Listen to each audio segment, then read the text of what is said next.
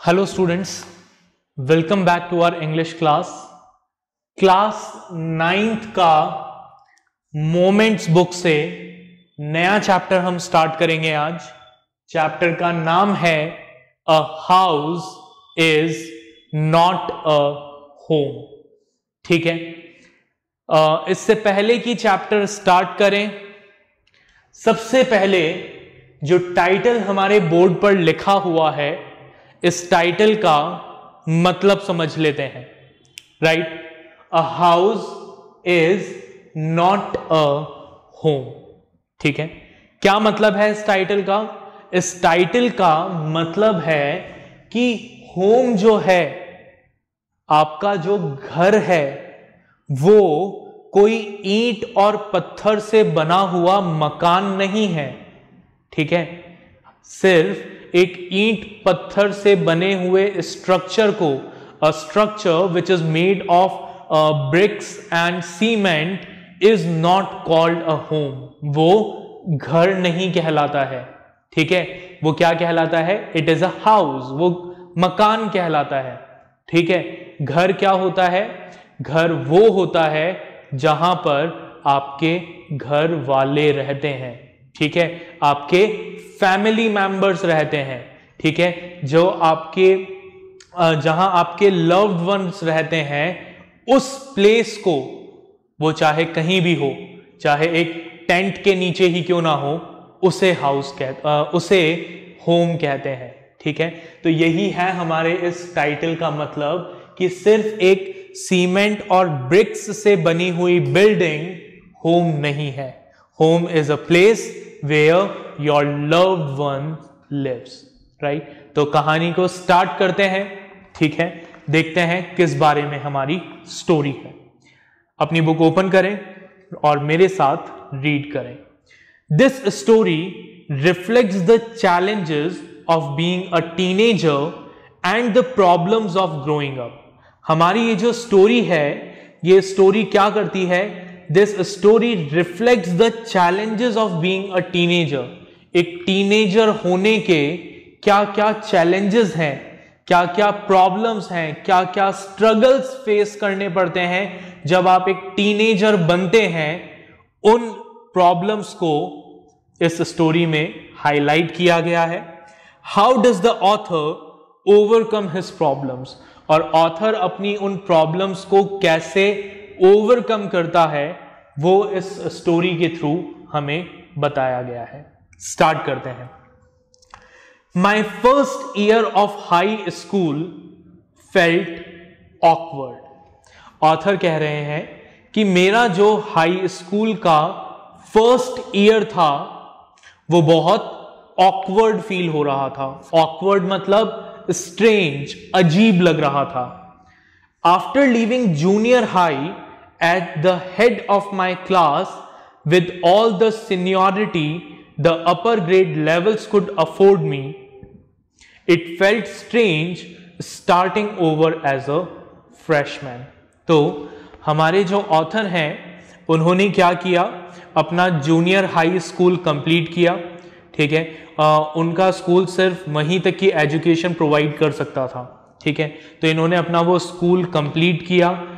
School complete करने के बाद वहां से जो भी सीनियरिटी थी, जो सुपीरियरिटी थी, ठीक है, जो इनको उस स्कूल में मिली हुई थी, उन सबको छोड़कर इन्हें दोबारा से एज अ फ्रेश स्टूडेंट अपने हाई स्कूल को स्टार्ट करना था।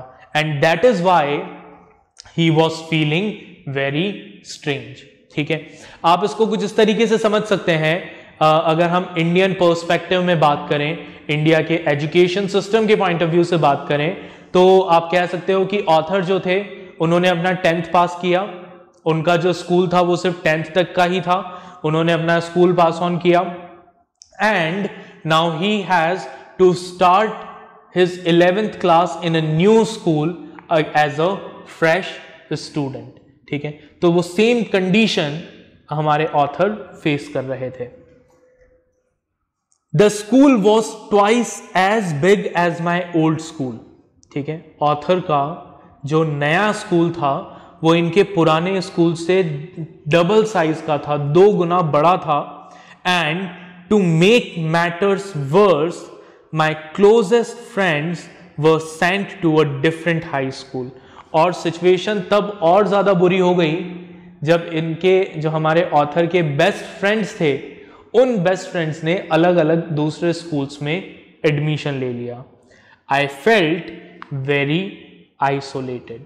तो ऑथर कैसा फील करने लगा नए स्कूल में? बहुत आइसोलेटेड, बहुत अकेला फील करने लगा।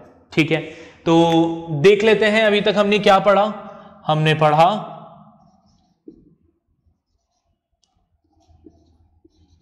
Author has started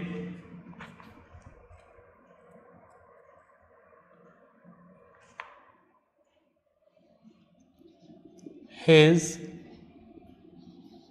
high school as a freshman। ठीक है, और क्या पढ़ा हमने? हमने पढ़ा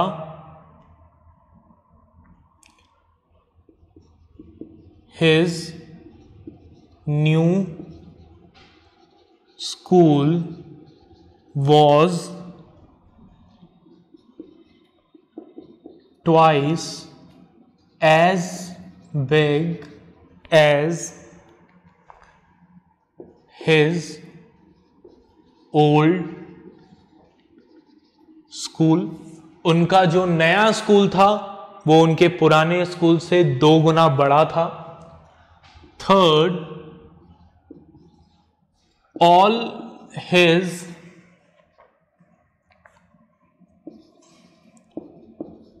closest friends were sent to a different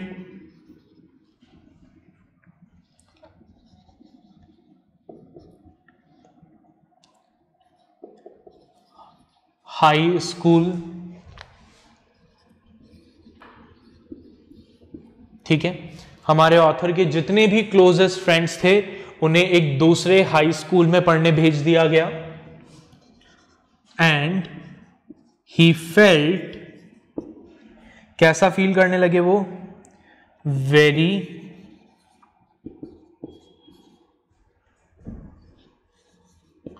isolated at the new school.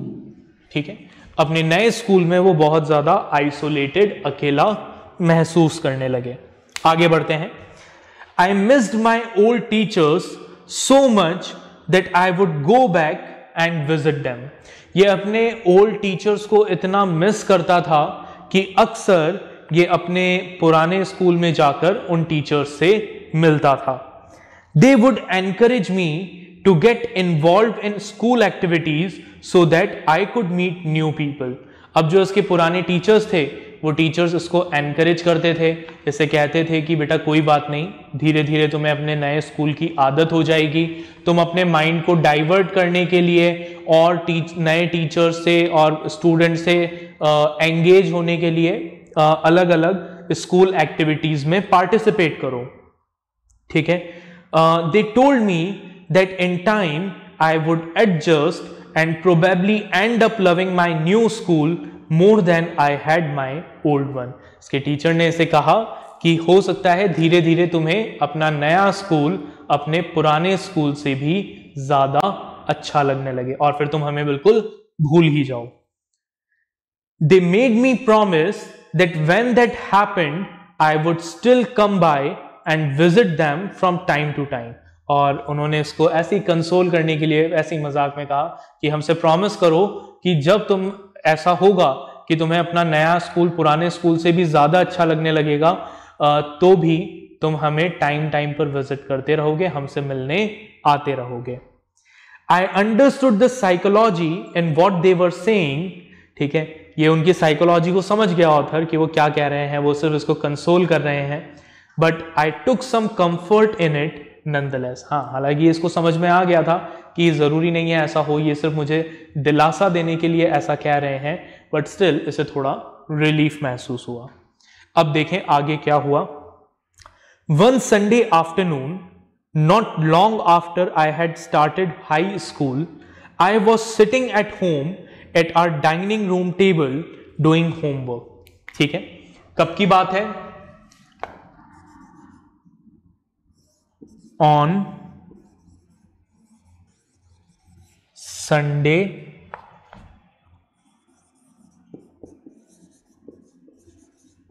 Afternoon. Sunday afternoon को, ठीक है, संडे की दोपहर को, कब? इसके हाई स्कूल स्टार्ट करने के कुछ समय बाद ही ये अपने घर के डाइनिंग रूम की टेबल जो थी उस टेबल पर बैठा था और अपना होमवर्क कर रहा था। It was a cold and windy fall day, सर्दियों का दिन था, ठीक है, and we had a fire going in our fireplace, fireplace में आग जल रही थी। As usual my red tabby cat was lying on top of my papers, purring loudly and occasionally swatting at my pen for entertainment's sake. ठीक है, as usual इसकी जो red tabby cat थी, टैबी कैट एक species है, breed है cats की, ठीक है, तो इसकी जो कैट थी, ठीक है, पेट कैट थी, इसकी पालतू कैट थी, वो इसके पेपर्स के ऊपर लेटी हुई थी, हर थोड़ी देर में वो म्याऊं कर रही थी, ठीक है, पर कर रही थी, और इसके पैन पर झपट्टा मार रही थी, अपना पंजा मार रही थी, just for the sake of entertainment. She was never far from me, author कहता है कि मेरी कैट कभी भी मुझसे दूर नहीं रहती थी। I had rescued her when she was a kitten and somehow she knew that I was the one responsible for giving her the good life. अब इस कैट को ऑथर ने तब रेस्क्यू किया था जब ये कैट बहुत छोटी थी, when she was a kitten, जब वो एक छोटी सी कैट थी, किटन थी, और उस कैट को भी ये पता था कि ये जो ऑथर है he is responsible for giving her a good life, उसकी वजह से वो एक अच्छी लाइफ स्पेंड कर पा रही है, इसलिए वो हमेशा ऑथर के पास ही रहती थी। My mother kept stroking the fire to keep the house nice and warm. अब देखिए, अगर आपने कभी आग जलाई हो, ठीक है, बॉनफायर वगैरह, तो क्या होता है, आग को हर थोड़ी थोड़ी देर के बाद स्ट्रोक करना पड़ता है, ठीक है, हिलाना पड़ता है, ठीक है, किसी स्टिक वगैरह से, ठीक है, ताकि वो आग अच्छे से जलती रहे, राइट। तो इसकी मदर क्या कर रही थी, हर थोड़ी थोड़ी देर में उस फायर को स्ट्रोक कर रही थी ताकि घर जो है वो नाइस और वार्म बना रहे, घर के अंदर गर्मी बनी रहे। आजकल तो क्या हो गया है, इलेक्ट्रॉनिक हीटर्स वगैरह आ गए हैं जिससे रूम्स को वार्म किया जाता है, ठीक है। पहले के टाइम में इस तरह के इलेक्ट्रिक हीटर्स वगैरह नहीं होते थे, और ऐसे एरियाज जहाँ पे स्नोफॉल होता था, बहुत ज़्यादा सर्दी होती थी, वहाँ पर हर घर में क्या होता था, एक फायर प्लेस होता था जहाँ पर आग जलाई जाती थी। Suddenly I smelled something strange. अब ऑथर बैठ के अपना काम कर रहा था, तभी उसे कुछ अजीब सी स्मेल आती है। And then I noticed it, और फिर इसको दिखता है, ये उस चीज को नोटिस करता है। क्या नोटिस करता है? Smoke pouring in through the seams of the ceiling. Ceiling में जो गैप्स थे, उन गैप्स में से धुआं अंदर आ रहा था। The smoke began to fill the room so quickly that we could barely see. उनके पूरे घर में इतना ज्यादा धुआं भरने लगा कि इनको कुछ भी नजर नहीं आ रहा था। Groping our way to the front door, we all ran out into the front yard. ठीक है, तो ये भागते हुए, खांसते हुए, ठीक है, फ्रंट डोर से यार्ड में आ जाते हैं। By the time we made our way outside, the whole roof was engulfed in flames and it was spreading quickly. और जिस टाइम तक ये लोग रूम से, अपने घर से बाहर आते हैं, तब तक इनकी पूरी रूफ पर आग लग चुकी होती है और पूरी छत जल रही होती है और आग तेजी से फैल भी रही होती है। I ran to the neighbours to call the fire department. ये भागकर अपने नेबर्स के पास जाता है फायर डिपार्टमेंट को कॉल करने। While I watched my mother run back into the house, और ये देखता है कि इसकी मदर जो है वो वापस से जलते हुए घर के अंदर भाग जाती है। ठीक है, my mother then ran out of the house carrying a small metal box full of important documents. और फिर ये देखता है कि इसकी मदर वापस घर से बाहर आती है और उनके हाथ में एक छोटा सा मेटल का बॉक्स होता है जिसमें बहुत सारे इंपॉर्टेंट डॉक्यूमेंट्स होते हैं। She dropped the case on the lawn, उस बॉक्स को वो लॉन में फेंक कर इन अ क्रेज्ड स्टेट, पागलों की तरह run back into the house, वापस घर के अंदर भाग जाती है। I knew what she was after, author समझ जाता है कि इसकी मदर घर के अंदर अब क्या लेने गई है। ठीक है, my father had died when I was young, author कहता है कि मेरे फादर की डेथ हो गई थी जब मैं 2 साल का था, and I was certain that she was not going to let his pictures and letters go up in flame, और ये पूरी तरीके से श्योर होता है कि मेरी मदर मेरे फादर के जो पिक्चर्स हैं, उनके जो लेटर्स हैं, उनको आग में नहीं जलने देंगी, और ये सेकेंड टाइम जो अंदर गई हैं ये उन्हीं पिक्चर्स और लेटर्स को लेने गई हैं। They were the only things that she had to remember him by. इसके जो फादर के पिक्चर्स थे और लेटर्स थे वही उनकी क्या थे, लास्ट मेमोरी थे इनके पास। Still I screamed at her, फिर भी ये अपनी मदर पर चिल्लाते हुए कहता है, मॉम नो, मत जाओ, ठीक है, let the photos burn, they are not important than your life, ठीक है, let them go, leave them, ठीक है। I was about to run after her when I felt a large hand hold me back. अब ये भी अपनी mother के पीछे पीछे घर के अंदर भागने वाला होता है, तभी एक बड़ा सा हाथ आकर इसको पकड़ लेता है, किसी बड़े से आदमी का हाथ इसको पकड़ लेता है। इट वॉज अ फायरमैन, वो एक फायरमैन होता है। I hadn't even notice that the street had already filled with fire truck, इसने देखा ही नहीं था कि स्ट्रीट में ऑलरेडी क्या हो गई थी, बहुत सारे फायर ट्रक्स आ गए थे, ठीक है। अब क्या होता है कि फॉरेन कंट्रीज का जो सिस्टम है वो इंडिया के कंपैरिजन में इस मामले में बहुत अच्छा है, ठीक है। हमारे इंडिया में तो आप फ़ोन करते रहो फायर डिपार्टमेंट्स को, ठीक है, बट हो सकता है टाइम पर आ जाए, हो सकता है ना भी आए, बट फॉरेन कंट्रीज में their services are very fast. इसने कॉल किया और कुछ ही देर में वहां पर एम्बुलेंस पहुंच गई। Okay, I was trying to free myself from his grasp yelling.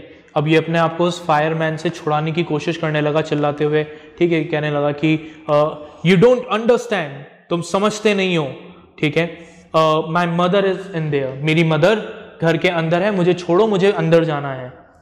He held on to me while other firefighters ran into the house, उस फायर फाइटर ने इसे पकड़ के रखा, जो रिमेनिंग फायर फाइटर्स थे वो घर के अंदर चले गए। He knew that I wasn't acting very logically and that if I were to let go, I would run. वो फायर फाइटर ये समझ गया था कि मैं अभी लॉजिकली बिहेव नहीं कर रहा हूं, ठीक है, और अगर उसने मुझे छोड़ दिया तो मैं घर के अंदर भाग जाऊंगा, और वो सही भी था। It's all right, they will get her, he said. उस फायर फाइटर ने कहा, कोई बात नहीं, घबराओ मत, ठीक है, रिलैक्स रहो, जो दूसरे फायर फाइटर्स हैं they will rescue your mother, वो तुम्हारी मदर को ले आएंगे, ठीक है। He wrapped a blanket around me and set me down in our car. उसने इसके चारों तरफ एक ब्लैंकेट लपेटा और इसको इनकी कार के अंदर बैठा दिया। Soon after that, a fireman emerged from our house with my mom in tow. ठीक है, तभी घर के अंदर से एक फायरमैन आता है और उसके साथ में कौन आता है, इसकी मदर आती है। He quickly took her over to the truck and put an oxygen mask on her. ठीक है, वो क्या करता है, वो इमीडिएटली इसकी मदर को ट्रक तक ले जाता है। कौन सा ट्रक, जो फायर फाइटर्स का ट्रक है, ठीक है, वहां लेकर जाता है और इसकी मदर के फेस पर एक ऑक्सीजन मास्क लगा देता है। I ran over and hugged her. ये भागते हुए अपनी मदर के पास आता है, उन्हें हक करता है। All those times I ever argued with her and hated her vanished at the thought of losing her. अब यहां पर ऑथर कहता है कि वो सारा टाइम जब भी मैंने अपनी मदर से आर्ग्यूमेंट किया, जब भी उनसे झगड़ा किया, उस पर्टिकुलर मोमेंट में जब मुझे लगता है कि आई लूज माई मदर, उस पर्टिकुलर मोमेंट पर वो सारे थॉट्स, वो सारे आइडियाज माइंड से वैनिश हो जाते हैं, गायब हो जाते हैं. ठीक है, तो थोड़ा सा रिकॉल करते हैं क्या हुआ था संडे आफ्टरनून को. ये याद रखना है हमें डे. संडे को क्या हुआ था? A fire broke out in author's house. ठीक है, ऑथर के घर में क्या हो गया था? आग लग गई थी. ठीक है, एक और चीज जो हमें याद रखनी है, When did author's father died? Author के फादर की डेथ कब हुई थी? तो वो भी हम यहां लिख देते हैं.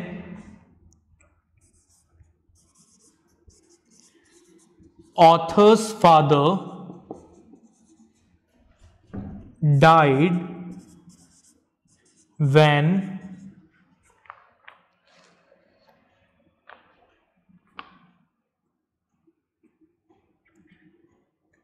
he was young. ठीक है, जब वो बहुत छोटा था उस टाइम पर ही ऑथर के फादर की डेथ हो गई थी. ठीक है, चलो आगे कंटिन्यू करते हैं स्टोरी को. She is going to be okay said the fireman. Fireman जो है वो हमारे ऑथर को कहता है डोंट पैनिक, घबराओ मत, your mother is all right, वो बिल्कुल ठीक हो जाएंगी. She just inhaled a little smoke. ठीक है, इन्हें कुछ नहीं हुआ है, बस थोड़ा सा स्मोक इन्होंने इनहेल कर लिया है, इस वजह से थोड़ा ब्रीदिंग में प्रॉब्लम आ रही है, बट अब हमने इनको ऑक्सीजन मास्क लगा दिया है. She will be all right. And then he ran back to fight the fire while my mother and I sat there dazed. ठीक है, और इतना बोलकर वो जो फायर फाइटर है वो आग को बुझाने के लिए बाकी दूसरे फायर फाइटर्स के पास चला जाता है, और ये दोनों लोग कौन कौन? ऑथर और ऑथर की मदर, ये दोनों वहां पर अकेले रह जाते हैं.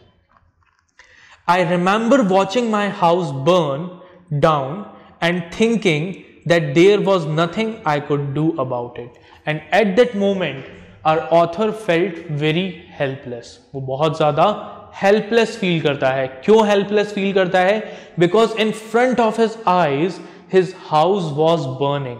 ठीक है, उसकी आंखों के सामने उसका घर जल रहा था, but still he was not in a position to do anything. वो कुछ नहीं कर सकता था. He was completely helpless. 5 hours later, the fire was finally out. लगभग कितना टाइम लगा फायर को कंट्रोल करने में? 5 hours. 5 घंटे बाद उस आग को बुझाया गया. Our house was almost completely burned down. इनका जो घर था वो पूरी तरीके से जल चुका था. But then it struck me.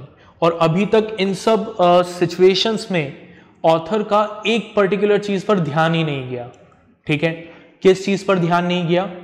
उसके कैट पर. ठीक है, so but then it stuck me I hadn't seen my cat, कि इसको इसकी कैट नजर नहीं आ रही. Where was my cat? मेरी कैट कहाँ है? Much to my horror I realize that she was nowhere to be found. और ये देखता है कि उसकी कैट आसपास कहीं भी नजर नहीं आ रही है. Then all at once it hit me. और अभी तक तो उसने जैसे तैसे अपने आप को कंट्रोल किया हुआ था, बट जैसे ही ये एक और इसको शॉक लगता है, ही कंप्लीटली ब्रेक डाउन. वो बिल्कुल टूट जाता है. ठीक है, सारी की सारी चीजें इसको रिकॉल होने लगती है. क्या क्या रिकॉल होने लगता है? स्कूल. ठीक है, नया स्कूल, पुराना स्कूल छूट गया, पुराने फ्रेंड्स छूट गए, तो उनका जो इमोशनल सपोर्ट था वो सपोर्ट खत्म हो गया. एक नया स्कूल इसने ज्वाइन किया जहां पर कि किसी को जानता नहीं है. ठीक है, the new school, the fire, जो घर था जहां इसे कंफर्ट मिलता था, उस घर में आग लग गई। ठीक है, इसकी कैट जिससे इसे इमोशनल सपोर्ट मिलता था, वो कैट भी मिसिंग है। तो एकदम से इसको ऐसा लगता है that everything is going bad in his life. इसकी लाइफ में एक के बाद एक सब कुछ खराब होता जा रहा है। पहले पुराना स्कूल छूट गया, पुराने फ्रेंड्स छूट गए। ठीक है, घर था जो कंफर्ट देता था, घर छूट गया, घर में आग लग गई। ठीक है, कैट थी जो उसके हमेशा साथ रहती थी, इसको सपोर्ट देती थी, वो कैट भी कहीं नहीं मिल रही है। I broke down in tears and cried, ये रोने लगता है, आंसू बहने लगते हैं। I was suffering loss big time, ये लॉस सफर कर रहा था, बहुत बड़े लॉस। ठीक है, फादर पहले से नहीं थे।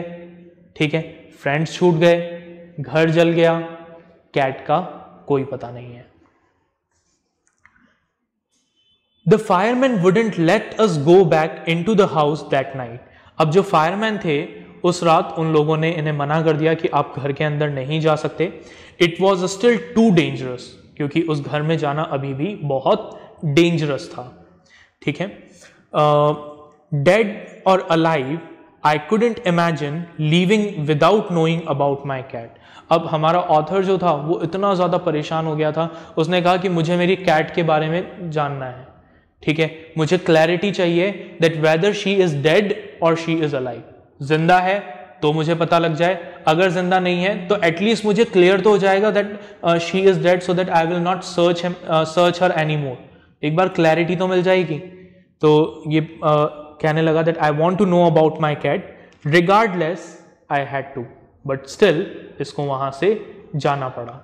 We piled into the car with just the cloth on our backs and a few of the firemen's blanket. सारे पोजीशन तो घर के साथ जल गया, तो ये अपनी कार में जो कपड़े इन्होंने पहने हुए थे उन कपड़ों के साथ और फायरमैन की कुछ ब्लैंकेट्स के साथ कहाँ चले गए?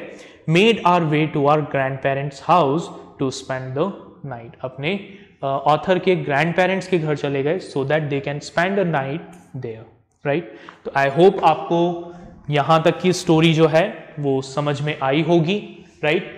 इस स्टोरी को एक बार दोबारा से बुक से रीड करिएगा, जो असाइनमेंट आपको मिला है उस असाइनमेंट को सॉल्व करिएगा। आगे की स्टोरी जो है वो हम अगले लेक्चर में कवर करेंगे कि कैसे हमारा ऑथर इन सब लॉसेस को ओवरकम करता है एंड उसकी कैट के साथ एक्चुअली क्या होता है। इज शी अलाइव और is she dead, right. Till then take care, bye everyone.